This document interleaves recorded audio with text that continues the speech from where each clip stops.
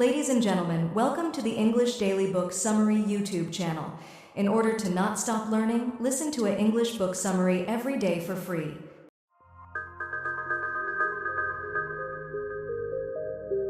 Daniel T. Willingham, The Reading Mind, a cognitive approach to understanding how the mind reads. When you're reading, how does your mind transform the sentence, "It was a dark and stormy night," from mere black marks on white paper into a vivid mental scene? Reading might feel instantaneous, but it actually involves a fascinating sequence of cognitive processes. Your brain first distinguishes individual letters, mapping them to sounds. Then it recognizes familiar letter patterns and whole words by sight. Words activate vast networks of associated concepts in your mind. For instance, stormy might connect to thunder, wind, and danger. As you read on, you link new information with what you've already absorbed, guided by grammar, context, and your knowledge of how the world works. All this culminates in a rich mental movie where you're not just processing words, but building scenes and making meaning. Want to understand more of this remarkable journey from symbols to story? Then let's begin. From symbols to meaning. Reading is a remarkable cognitive feat that builds upon humanity's earlier breakthrough, writing. The development of writing systems emerged independently in several civilizations, notably in Mesopotamia around 3200 BCE and China around 1200 BCE, primarily to serve practical needs like accounting and record keeping. This innovation allowed humans to preserve thoughts and transmit knowledge across time and space more effectively than oral traditions alone. While intuitive, early pictographic systems, with their vast array of symbols, proved cumbersome. The breakthrough came when civilizations began developing hybrid systems, like Egyptian hieroglyphics and Sumerian cuneiform, where symbols could represent both concepts and sounds.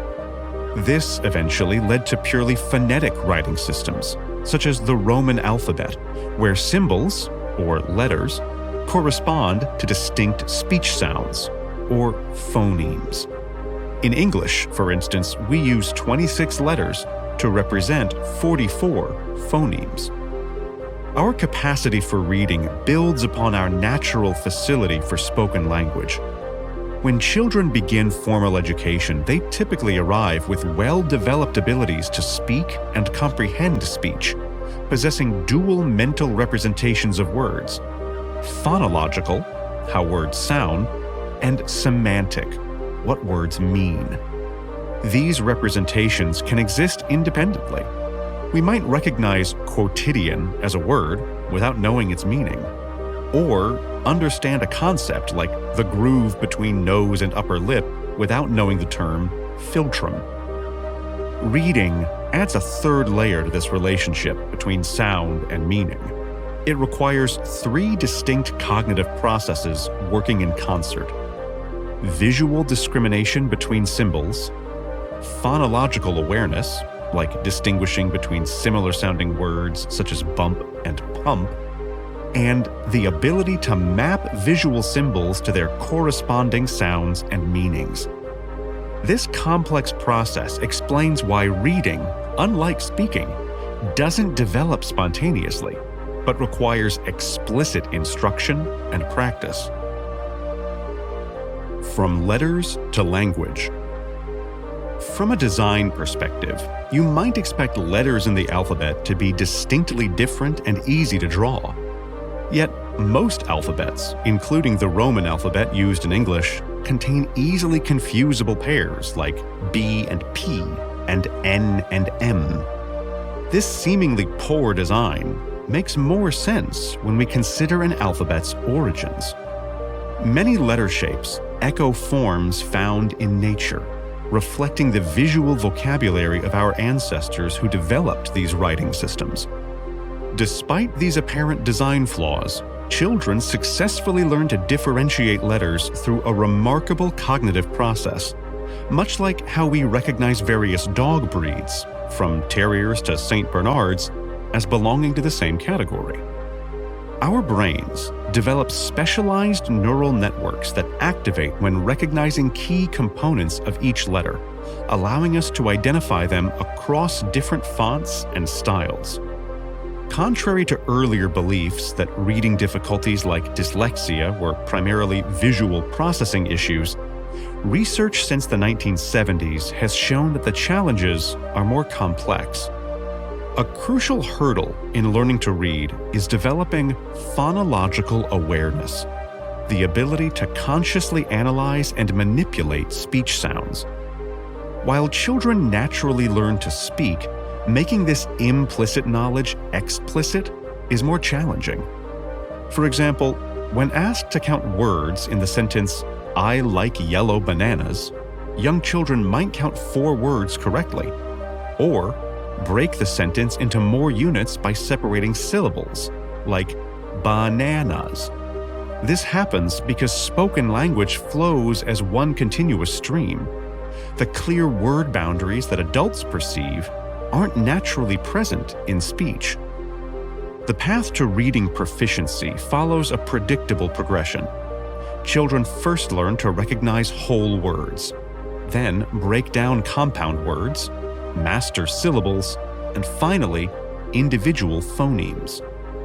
This process is complicated by contextual variations in sound pronunciation. Consider how the P has a stronger puff of air when saying pot compared to the softer P in spot. English presents additional challenges due to its hybrid Germanic Romance origins, resulting in inconsistent letter-sound correspondences. However, research shows that 90% of consonants are pronounced consistently at the start of words, and surrounding vowels often provide pronunciation cues. This complex mapping process, which psychologists call arbitrary paired associate learning, explains why early reading development may be slower in languages with less consistent letter-sound relationships, though these differences typically resolve by 4th grade. From sound to sight. What's the difference between a beginner sounding out CAT and an expert gliding through a page? A lot more than just speed. Where novice readers work letter by letter, converting symbols to sounds, skilled readers engage multiple cognitive pathways simultaneously. When you learn to read, you build on 2 existing mental representations of words: how they sound and what they mean. With practice, readers develop a 3rd pathway: orthographic processing, or recognizing words by sight. Our brains become attuned to what makes words look word-like. Between 2 nonsense options, PES, spelled PPES, and SEP, spelled SEPP, English readers identify SEP as more plausible because double consonants rarely start English words. We also store frequent letter combinations, like OUGH, from though, through, and rough, as single units, rather than processing each letter individually. This is why skilled readers can instantly distinguish between words that sound identical, like pear and pear, and why we spot a letter faster in a real word than in a random string of characters, a phenomenon called the word superiority effect. These efficient visual processes free up valuable working memory, the mental workspace where we juggle and manipulate information. Instead of using this limited cognitive resource to laboriously decode each word, skilled readers can use it to track plot developments, make predictions, and draw connections between ideas. And here's where reading becomes truly remarkable. When we're not struggling to decode words, we can focus on the voice in our head, what poet Billy Collins called the little auditorium of the skull. Through this internal voice, the patterns of stress and intonation we call prosody bring written language to life. Take a simple question like, "Are you coming to dinner?" Listen. Are you coming to dinner? Wondering about you specifically. Are you coming to dinner? Or doing something else? Are you coming to dinner? Rather than some other meal. In this way, reading transforms from mere symbol recognition into a rich mental performance where marks on a page become living language. Networked meanings. Think of a simple word like spill. At first glance, its meaning seems straightforward: liquid overflowing from a container. And yet, while "I spilled my coffee" makes perfect sense, could you spill some water on my plants? Sounds wrong, even though we're talking about the same action. What's going on in our minds when we read? Unlike a dictionary with its neat, isolated definitions, our brains organize word meanings in vast, interconnected networks. Take the word heavy. A 50-pound watermelon is heavy, but a 50-pound person is not. Context matters because words activate different parts of our mental networks depending on their surroundings. When we read spilled milk, our brain highlights concepts like mess and cleanup. But oil spill activates a different network of meanings around environmental damage and disaster. These mental networks are incredibly rich. Our concept of watermelon, for instance, links to fruit, summer, green rind, red flesh, sweet, juicy, and countless other associations. How do we navigate this complexity, especially when encountering unfamiliar terms? Sometimes we simply can't. If you read, "The president has an odd habit of catachresis," and don't know the word catachresis, you're stuck. But often, context helps. Connor used Kevlar sails because he expected light winds. Even if you've never heard of Kevlar, knowing it's used for sails suggests it's some kind of fabric. Research shows that readers need to understand about 98% of words in a text to read comfortably. That's only 1 to 2 unfamiliar words per paragraph. Beyond this basic comprehension threshold, reading success depends on 2 distinct aspects of vocabulary: breadth and depth. Breadth simply means knowing many words, like understanding that a bassoon is a musical instrument. Depth refers to the richness of our understanding, knowing not just what a word means, but how it connects to other concepts in our vast mental network of meaning. This intricate system allows us to navigate the complexity of language, drawing on context and connections to build better understanding as we read. And for anyone still wondering, the word catachresis means the use of a word in an incorrect way. Building comprehension. Understanding individual words is just the beginning of reading comprehension. Consider this jumble. Biting dog is that cat the. You can understand each word, but meaning emerges only when they're properly ordered. That dog is biting the cat, or that cat is biting the dog. 2 very different scenarios from the same set of words. Interestingly, research shows that we typically remember what a sentence means rather than its exact wording. Take this sentence. Winters, who was the pitcher, threw a white ball. The grammatical structure guides our understanding. Who introduces additional information about Winters, while the comma placement shows where this extra information ends. Word structure helps too. The past tense threw connects to our subject Winters, while white modifies ball. Studies show that an hour later, readers remember that Winters was a pitcher who threw a white ball, but rarely recall the exact phrasing. As we read, we constantly connect new information with what we've already learned. Sometimes these connections are obvious through repetition, as in, the juice is in the trunk, the juice is warm, the trunk is open. Other times, we link ideas that share a setting. The cake was on the table. The presents were in a pile. From these two sentences, we understand this is likely a party scene. Keywords like then, later, therefore, or but also help us track relationships between ideas. We also make causal connections based on our knowledge of the world. When we read, "The sidewalks were icy. Kayla told her children to be careful," we understand the connection because we know ice is slippery and parents protect their children from danger. This comprehension process culminates in what psychologists call a situation model, our ongoing mental representation of a text's meaning. This is especially crucial when reading longer works like novels, where we can't possibly remember every detail. Instead, we maintain a dynamic mental model of key elements: main characters, important locations, critical events, and their relationships. This allows us to follow a story even when specific details fade from memory.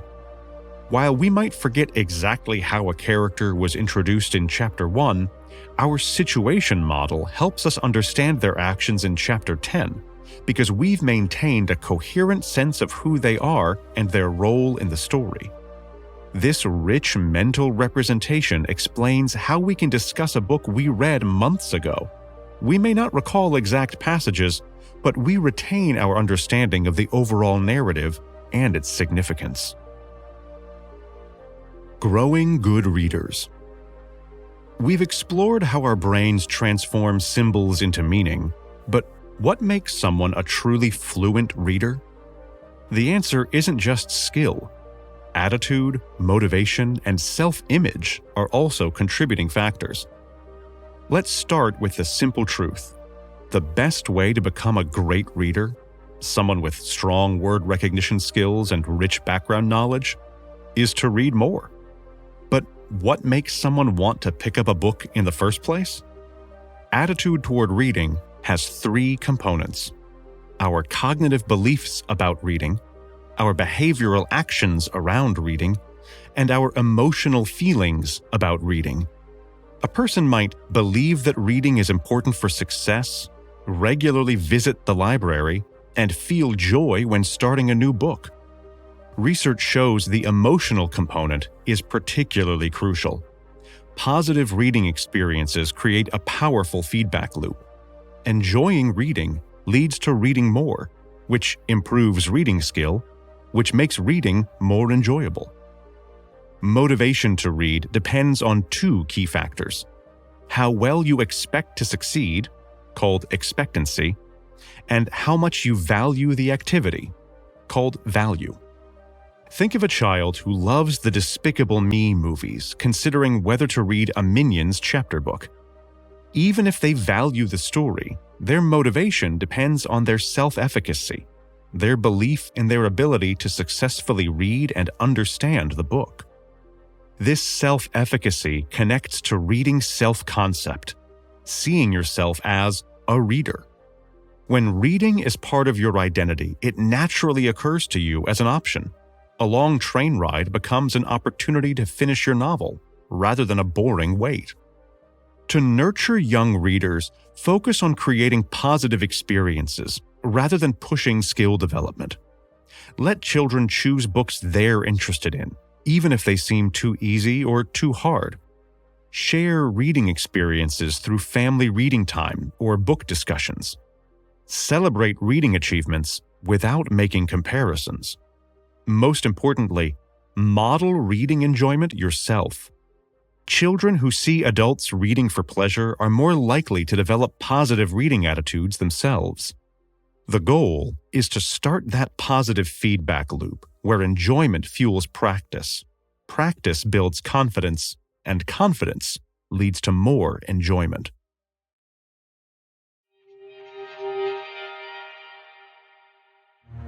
In this blink to The Reading Mind by Daniel T. Willingham, you've learned that reading evolved from pictographs to phonetic systems, connecting visual symbols to sounds and meanings through multiple cognitive pathways. Words and sentences are understood through networks of interconnected meanings. with readers building mental models that integrate new information with existing knowledge. Beyond mechanics, skilled reading depends on emotional factors like positive attitudes and self-efficacy, creating a cycle where enjoyment drives practice and builds confidence. Okay, that's it for this Blink. We hope you enjoyed it. If you can, please take the time to leave us a rating. We always appreciate your feedback. See you in the next Blink.